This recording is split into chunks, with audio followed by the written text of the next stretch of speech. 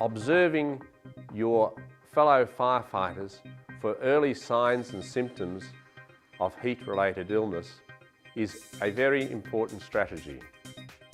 Firefighting is an inherently dangerous activity with an endless variety of dangers. Firefighting has been shown to have the greatest short-term surge of physical demand of any profession. From wake-up time to work time is often very brief, with little chance for people to warm up prior to starting their activity. Studies have shown that fireground mortality has three most likely components. The first is the existence of a pre-existing medical condition in the firefighter. The second is the level of fitness in the firefighter. And thirdly is the recovery protocols that are implemented following illness or injury. Heat illness is one condition which has been shown to have a very significant effect on the health and well-being of firefighters. The aim of this training video is to increase your understanding about the early signs and symptoms of heat illness. It is to increase your knowledge of preventative strategies, and it is to increase your knowledge of the first aid management of heat-related illness. The risk of heat illness is increased with increased temperature and increased humidity.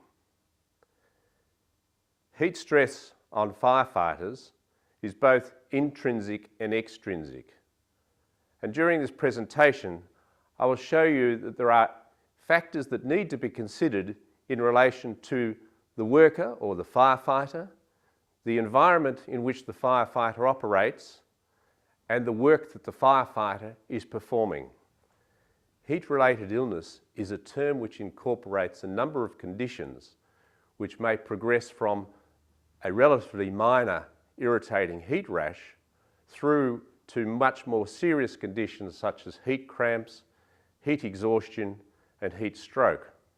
In the following segment, I will take you through some of the early indicators to enable you to recognise the signs and symptoms of heat-related illness, not only in yourselves, but in fellow firefighters. Early symptoms and signs of heat illness include the following: thirst, nausea or feeling sick in the stomach, a heat rash, a feeling of swelling in the hands and the feet, a feeling of lightheadedness or dizziness, often associated with headache, the occurrence of cramps, and a feeling of fatigue. Any one of these signs is an early indicator of the potential onset of a heat illness. Heat illness may progress if we do not address these early symptoms and signs, and later signs include the early signs plus vomiting and abdominal pain, the presence of mental confusion, a slight slurring of the speech or a staggering gait may progress to incoherent speech, and the person suffering from the heat illness may be in denial that there is anything wrong. People may become slightly aggressive or have strange behaviour. And finally, of course, a person with very serious heat illness or heat stroke will collapse and may lapse into unconsciousness. It is extremely important for firefighters to understand that the occurrence of early symptoms will progress to much more serious illness if they are left untreated. Any sign or symptoms of heat illness should be treated as an emergency. And it is important to remember, like all occupational health and safety issues, that prevention is much better than treatment.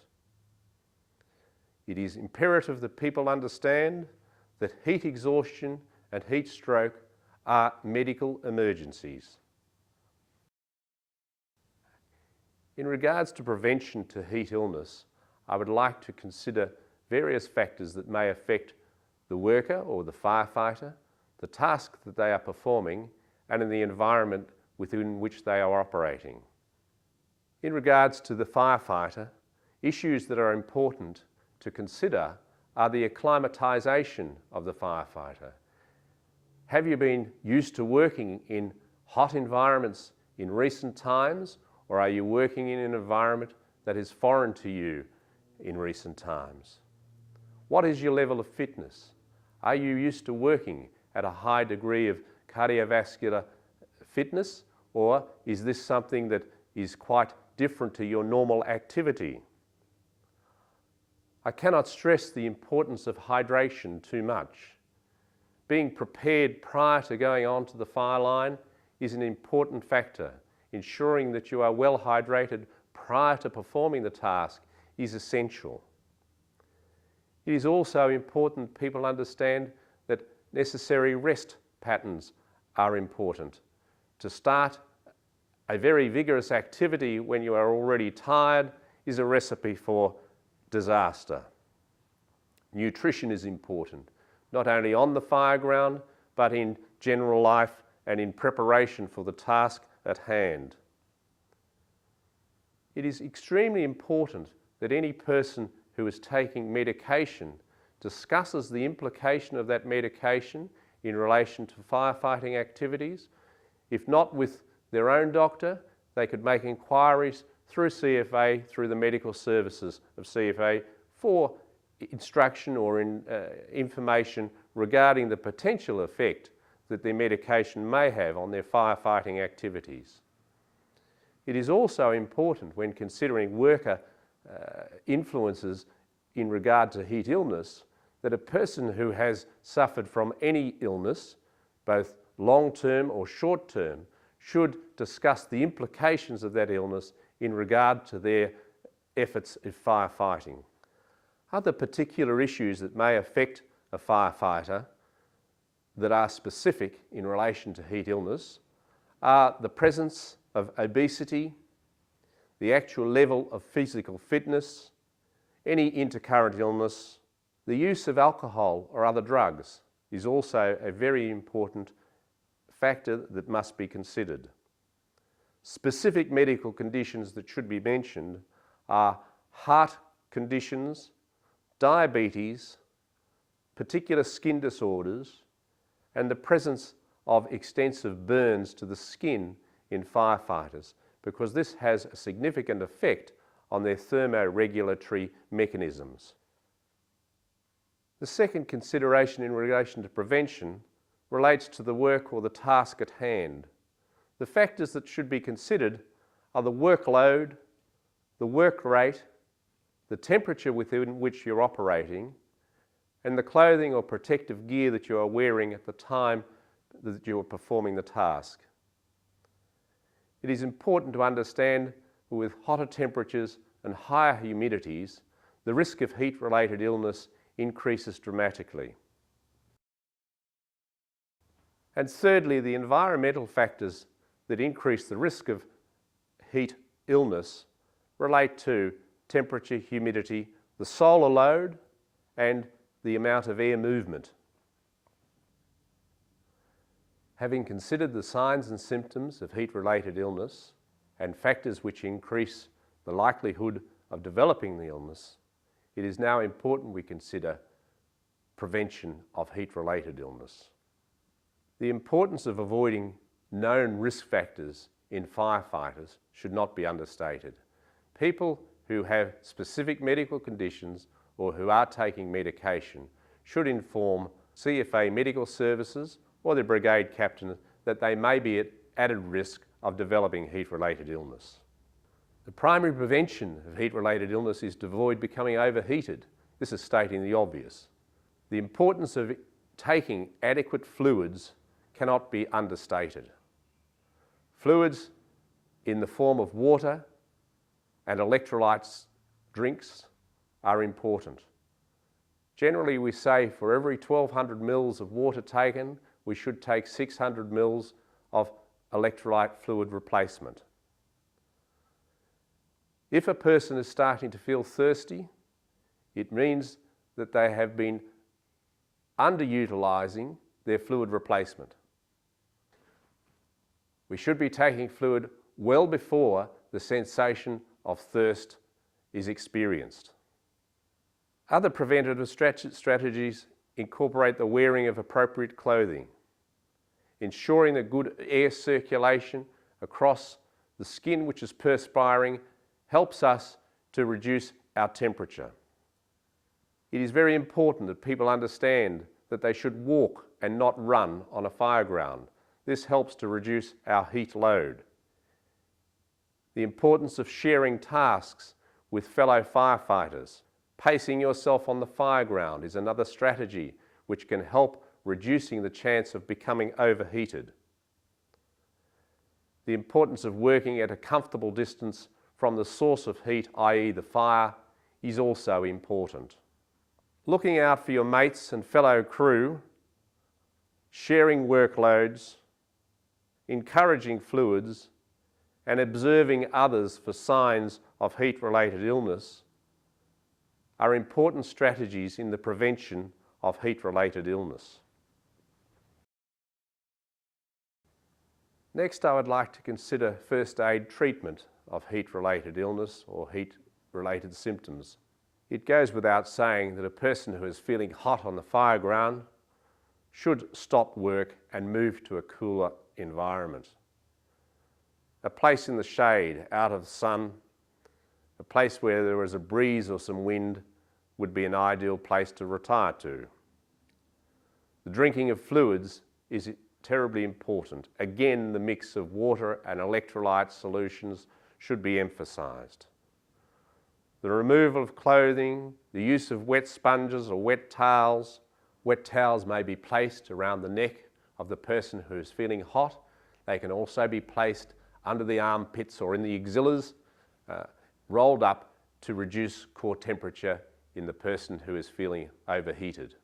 And the use of forearm submersion in cool fluids are important rehabilitation strategies.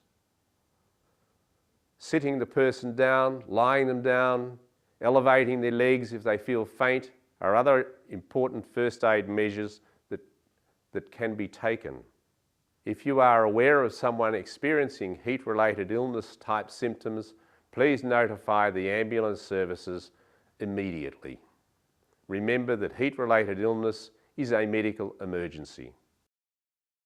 In summary, early recognition of heat illness, its symptoms and signs, is vital to reduce the potential for more serious heat illness, including heat exhaustion and heat stroke.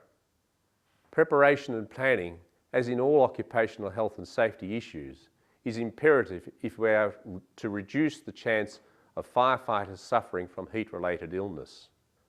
General health and fitness issues are important. Firefighters who have a pre-existing medical condition or who are taking medication for some medical condition should report this to or seek advice from CFA Medical Services. Planning work rotation and rest periods on hot days when people are susceptible to heat-related illness is an important strategy. Ensuring a good state of hydration prior to commencing the firefight is also important. Avoiding factors which may induce dehydration, such as the use of alcohol and caffeine drinks in times leading up to the firefight, is also important. Planning work rotation and rest periods is a strategy which will help reduce the onset of heat illness. Ensuring the availability of fluid replacement, both water and electrolyte solutions, is of paramount importance.